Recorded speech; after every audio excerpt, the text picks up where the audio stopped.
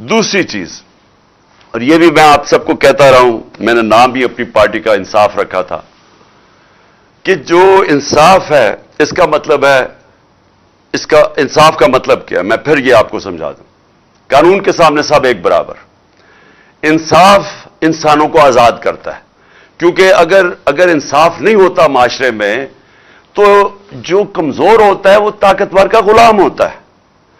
जो जंगल का कानून है, जंगल के कानून के अंदर इंसाफ नहीं होता, ताकत की हुक्मरानी होती है।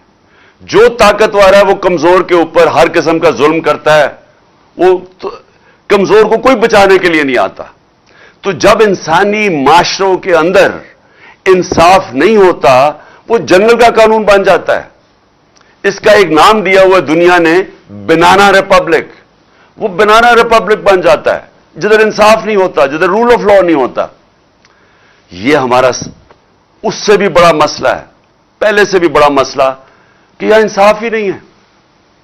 हमें मिसालें आप बार बार हर रोज देता हूं कि आजम स्वाति को अगर इंसाफ नहीं मिल सकता, पाकिस्तान के सेनेटर को, एक आदमी जो अपनी सारी कमाई बाहर करता है और पाकिस्तान कमाई लेके आता है, उसको इंसाफ नहीं मिल सकता, उससे जुल्म की इंतहा होती है। अरशद शरीफ को इंसाफ नहीं मिल सकता। सारी पाकिस्तान की सहाफी बरादरी को सोचना चाहिए, और मैं थोड़ा मायूस भी हूं अपनी सहाफी बरादरी से, कि जो अरशद शरीफ से हुआ है, औरों से भी हुआ है, लेकिन जो अरशद शरीफ से हुआ, अगर आप इसके ऊपर कोई स्टैंड नहीं लेंगे, और आपको स्टैंड लेना चाहिए था, जिस तरह उसके ऊपर एफआईआर काटी गई, उसके ऊपर धमकियां दी गई। क्यों धमकियां दी गई? कि जो आपका मौकफ है, क्योंकि जो हुकूमत में बैठे हैं वो डरे हुए थे कि सच सामने आ जाए तो वो साजिश सामने लेके आ रहा था। अरशद शरीफ क्या कर रहा था? वो साजिश सामने लेके आ रहा था जो इस मुल्क से हुई है। तो उसके बावजूद कि वो सच और राय हक पे खड़ा था, उसको धमकियां मिल रही थी, उसको जान की फिर धमकी दी गई। जब वो और इसके घर वालों को सब पता है, अरशद शरीफ की वालदा को सब पता है कौन धमकियां दे रहा था।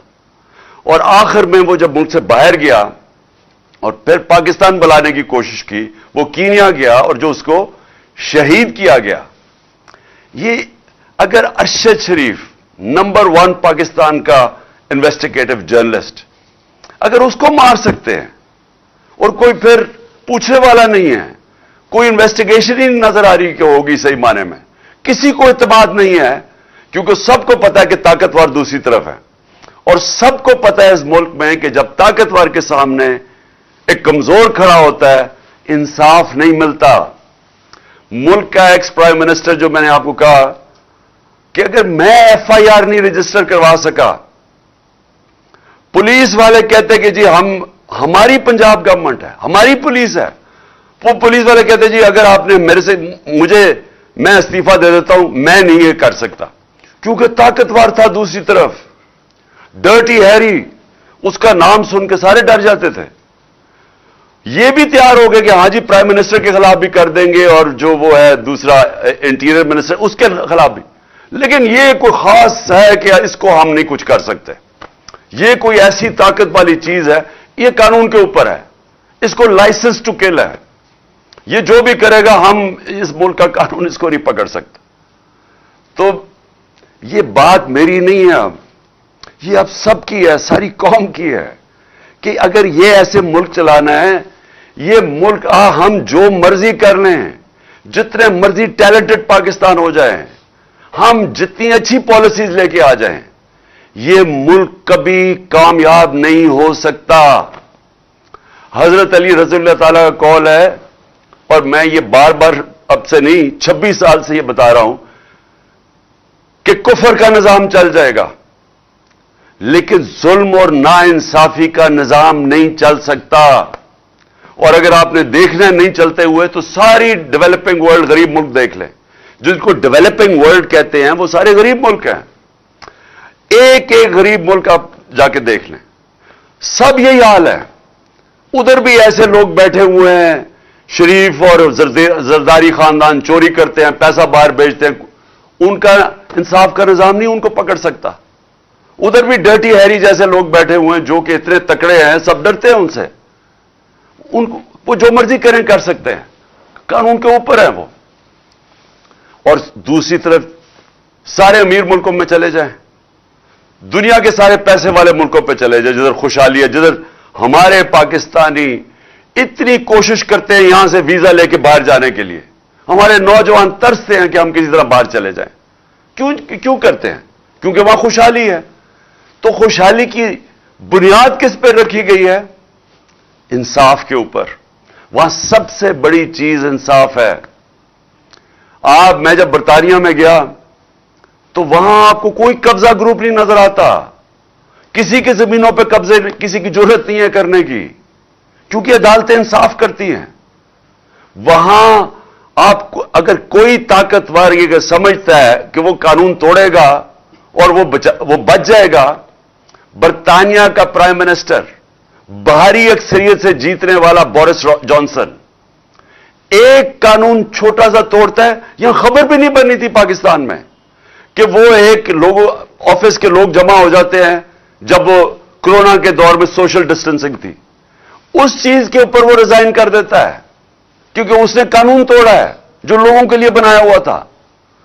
وہاں انصاف کا نظام ایسا ہے کہ ہر جو کمزور سے کمزور آدمی بھی ہے اس سے پتہ ہے کہ مجھے تحفظ ملے گا, کیونکہ جو ان کی عدالتیں ہیں, جو ان کا انصاف کا نظام ہے, وہ ان کے حقوق کی حفاظت کرتا ہے.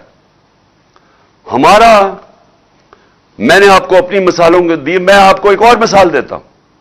میرے اوپر یہ جیو نے یہ جو گھڑی کی ساری کہانی اور پیچھے اس کے سارے نون لیگ اور ڈرٹی ہیری بھی تھا, انہوں نے کہانی بنائی میرے اوپر کہ جی میں نے وہ گھڑی کا جو کیا.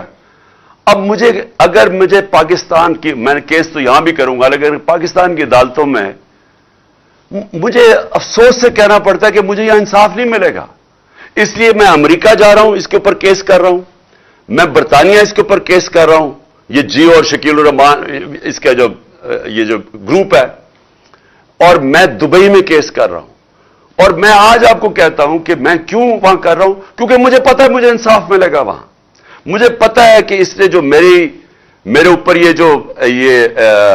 میری عزت کی توہین کی ہے, مجھے پتا ہے کہ وہاں ان کی عدالتوں میں, کیونکہ میں کیس لڑا ہوا ہوں وہاں, بہت بڑا کیس ہوا تھا میرا اور ایئن بوتھم کا برطانیہ کی عدالت میں. وہ مین ہیڈ لائنز کیس تھا, 3 ہفتے وہ کیس چلا تھا. مجھے پتا ہے وہاں عدالتیں کیسے چلتی, اور وہ بھی یہی تھا, ہرجانہ کا کیس تھا.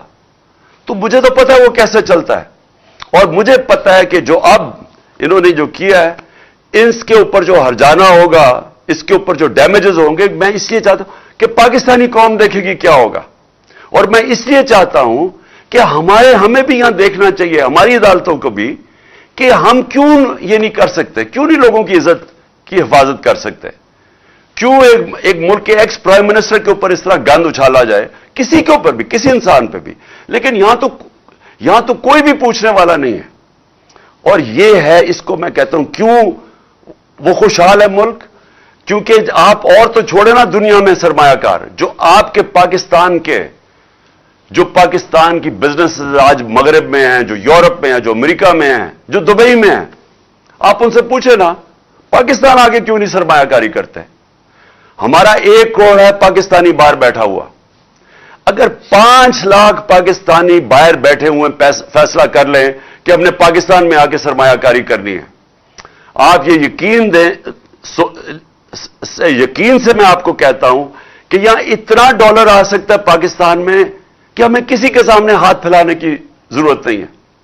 ہمارے اپنے اوورسیز پاکستانی اگر یہاں پاکستان میں سرمایہ کاری کرنی شروع کر دیں, ہمیں کوئی مسئلہ نہ ہو کہ ہم بھاگے پھر رہے ہیں, کبھی یہاں پیسے مانگ رہے ہیں یا ہمارے روپیہ گر رہا ہے.